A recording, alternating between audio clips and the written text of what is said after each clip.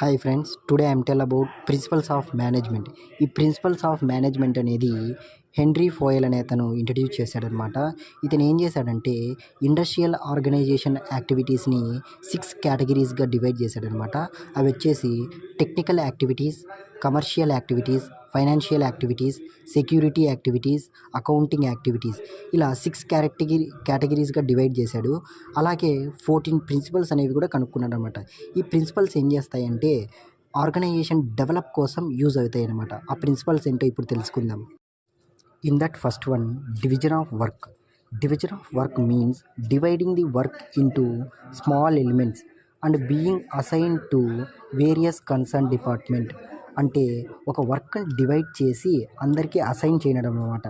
Next వచ్చేసి division of work leads to specialisation and result in improving the efficiency of operation.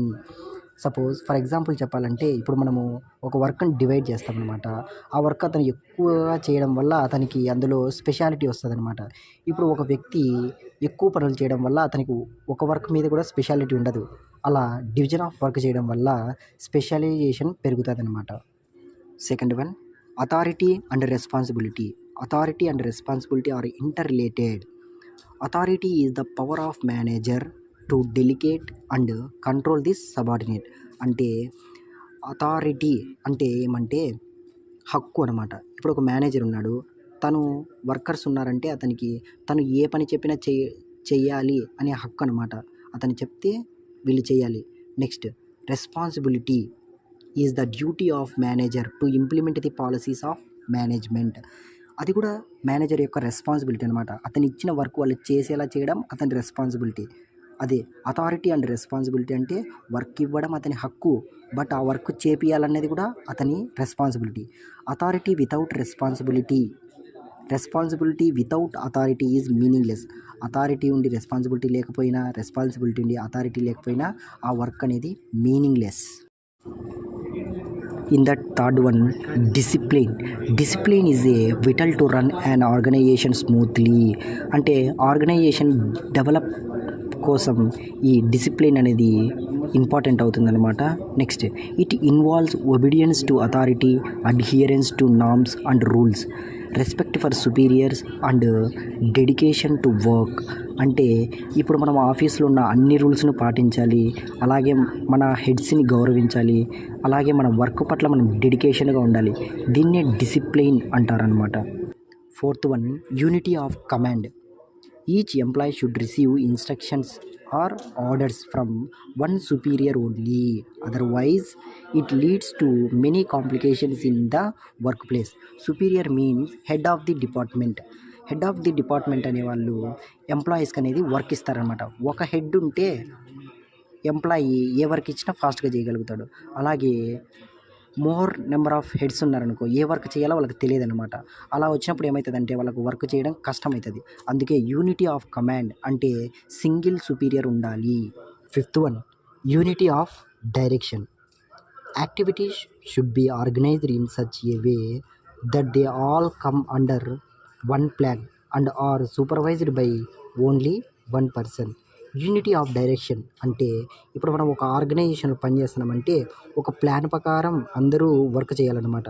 అందరికీ different plans ఉన్నాయనుకో, ఆ work అని చేయడం కష్టమవుతుంది. అందుకే unity of direction important. Sixth one, subordination of the individual interest to the general interest. Suppose individual interest should not be given priority and aim for the common interests goals of the organization. ఇప్పుడు వర్కర్స్కి ఏమవుతుందంటే తన individuality interest ఉంటాయి అనమాట. నేను house కట్టుకోవాలి, car కొనుక్కోవాలి, ఇలా individual interests ఉంటాయి అనమాట. అలా కాకుండా ఒక కామన్ ఇంట్రెస్ట్ ఉంటుంది అనమాట ఆర్గనైజేషన్ డెవలప్ కోసం. ఆ కామన్ ఇంట్రెస్ట్ మీద ఇంట్రెస్ట్ చూపాలని చెప్పేదే ఈ subordination of the individual interest to the general interest. Seventh one, remuneration. Remuneration అంటే ఏం లేదు, మనం ఇక్కడ మాట్లాడుకునేది ఆర్గనైజేషన్స్ అండ్ ఎంప్లాయీస్ గురించి కాబట్టి ఎంప్లాయీస్ యొక్క శాలరీ అని చెప్పుకోవచ్చు అనమాట. The compensation paid to employees should B pair and based on factors like business conditions, cost of living, the productivity of employees and the ability of the frame to pay. అంటే మనము ఎంప్లాయీస్కి pay చేయాలంటే కొన్ని factors ఉండాలన్నమాట. వాళ్ళు ఎంత work చేస్తున్నారు, వాళ్ళ ఎబిలిటీ ఎంత, వాళ్ళకి ఎంత ఖర్చు అవుతుంది, ఇలా చూసుకొని వాళ్ళకు పే చేయాలన్నమాట. Next remunerations and incentives fixed by the manager should bring satisfaction to the employees. ఇలా ఈ ఫ్యాక్టర్స్ అన్నీ చూసి మేనేజర్ అనే అతను వాళ్ళకు ఒక శాలరీ అనేది ఫిక్స్ చేస్తే అప్పుడు వాళ్ళు సాటిస్ఫై అవుతారనమాట. దాన్ని రెమ్యునరేషన్ అంటారనమాట. ఎయిత్ వన్, సెంట్రలైజేషన్ అంటే ఏం లేదు, డిసిషన్ మేకింగ్ అనేది సెంట్రలైజేషన్ అనమాట. డిసిషన్ మేకింగ్ అంటే ఇప్పుడు సపోజ్ ఒక ఆర్గనైజేషన్ ఉంది, అందులో ఏదో ఇంపార్టెంట్ డిసిషన్ తీసుకోవాలి. అప్పుడు అందరూ వర్కర్స్, హెడ్స్ అందరూ డిసిషన్ తీసుకోరన్నమాట. ఓన్లీ హెడ్స్ మాత్రమే వాళ్ళ పర్సనల్గా డిసిషన్ తీసుకుంటారన్నమాట. ఎందుకంటే లాస్ వచ్చినా ఏమొచ్చినా వాళ్ళే భరించాలి. కాబట్టి డిసిషన్ మేకింగ్ అనేది సర్టెన్ మెంబర్స్ మాత్రమే చూసుకుంటారనమాట. దాన్ని సెంట్రలైజేషన్ అంటారు. Next one, ninth, Scalar chain refers to the chain of authority that extends from top to bottom of an organization for communication purpose. అంటే ఏమి లేదు, స్కేలార్ చైన్ అంటే ఇప్పుడు పైన హెడ్స్ నుంచి కింది వర్కర్స్ వరకు ఒక ఇన్ఫర్మేషన్ షేర్ చేయడానికి ఉపయోగించేదే స్కేలార్ చైన్ అంటారనమాట.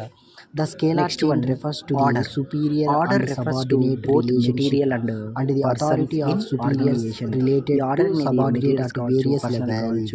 రెండిటికి రిలేటెడ్ ఇన్ఫర్మేషన్ అనేది heads order indicates that everything employees వరకు ఎలా రీచ్ అవుతుంది, ఎన్ని స్టేజెస్ అండ్ రైట్ చెప్పేది scalar chain, right job and the right place to facilitate the smooth coordination the work activities. అంటే ఆర్డర్ అనేది ఏమవుతుందంటే రైట్ పర్సన్కి రైట్ టైంలో అంటే రైట్ జాబ్ ఇవ్వడానికి ఇలా అన్నిటినీ చూసుకొని ఒక ఆర్డర్స్ అనేవి పాస్ చేస్తారన్నమాట. ఎవరికి ఇవ్వాలి, ఎప్పుడు ఇవ్వాలి, వాళ్ళు ఏం చేయాలి, ఇలా అన్ని ఆర్డర్స్ అనేవి చూస్తాయి అన్నమాట. It helps to establish a constant balance between human requirements and resource in an organisation.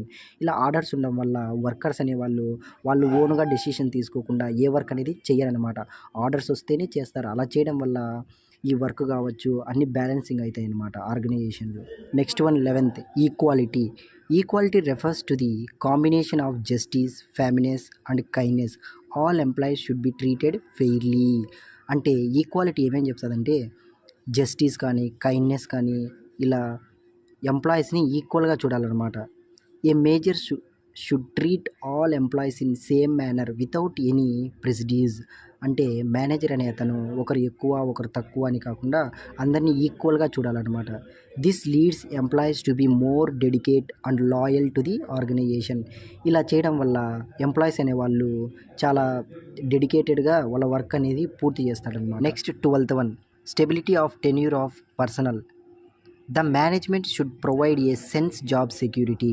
అంటే ఇప్పుడు మనం పనిచేసే ఆర్గనైజేషన్ మనకు సెక్యూరిటీ జాబ్ అనేది ఇవ్వాలన్నమాట. The stability of tenure helps to develop loyalty towards the organisation. ఇలా మనకి స్టెబిలిటీ అనేది ఇచ్చినారనుకో వర్కర్స్ ఏం చేస్తారంటే నమ్మకంగా పనిచేస్తారనమాట. High labour turnover should be prevented. ఇలా వాళ్ళు స్టెబిలిటీగా ఉండడం వల్ల వాళ్ళు ఏం చేస్తారంటే వర్క్ అనేది బాగా చేస్తారనమాట. And average employee who stays with the industry for long time is much labor turnover should be prevented better than employees who change industries frequently. ఇప్పుడు ఏమవుతుందంటే స్టెబిలిటీగా ఒక వర్కర్స్ అనేవాళ్ళు చాలాలో వర్క్ చేస్తారనమాట వాళ్ళకి స్టెబిలిటీగా ఉంటే. అలా కావడం వల్ల రోజు మా ఎంప్లాయీస్ అనేవాళ్ళు కొందరు చేంజ్ అవుతూ ఉంటారు ఫ్రీక్వెంట్లీగా ఇండస్ట్రీ నుంచి ఇండస్ట్రీకి. అలా వాళ్ళకంటే స్టెబిలిటీగా ఉండేవాళ్ళు వల్ల ఎక్కువ ఆదాయం అనేది వస్తుంది అన్నమాట ఆర్గనైజేషన్కి. Next one, 13th, initiative. Henry Fayol advocated these managers should always create an environment which encourages their subordinates who come forward to propose invitations, new methods, new ideas or changes. అంటే ఇప్పుడు ఆర్గనైజేషన్లో హెడ్సే ఎప్పుడు ఒక డెసిషన్ తీసుకుంటారు అన్నమాట. వర్కర్స్లో కూడా కొందరు talent ఉన్న వాళ్ళు ఉంటారు. వాళ్ళ ఆలోచనలు కావచ్చు వాళ్ళ ఐడియాలు కావచ్చు అవి కూడా మనం తీసుకొని ఇంప్లిమెంట్ చేసుకోవాలన్నమాట. Initiative is concerned with the power of thinking out a plan and ensuring it's successful. ఇలా ఇనిషియేటివ్ అంటే ఇలా పక్క వాళ్ళ ఐడియాలు అన్నీ తీసుకోవడం వల్ల కంపెనీకి డెవలప్మెంట్ ఉంటుంది అనమాట బాగా. Last one 14th one, spirit de corps. Spirit de corps is a French term which means union is strength. అంటే ఇప్పుడు మనం work divide and rule policy use చేసుకొని చేసినామంటే వర్క్ అనేది లేట్ అవుతుంది అనమాట. అలాగే యూనియన్గా అందరు కలిసి చేస్తే ఫాస్ట్గా అయిపోతుంది. It refers to the spirit of loyalty and dedication which integrates the members of a group. ఇలా గ్రూప్ వర్క్ చేయడం వల్ల ఏమవుతుందంటే అందరి డెడికేషన్ ఏంటో మనకు తెలుస్తుందన్నమాట. Management must includes a team spirit in its employees to achieve organisation goals. అంటే ఇప్పుడు ఒక ఆర్గనైజేషన్లో టీం వర్క్ చేయడం వల్ల వారి అచీవ్స్ అనేవి వాళ్ళు చేరుకోగలుగుతారనమాట. అందుకే స్పిరిట్ డీక్రాప్స్ అనేవి ఇంపార్టెంట్ అనమాట.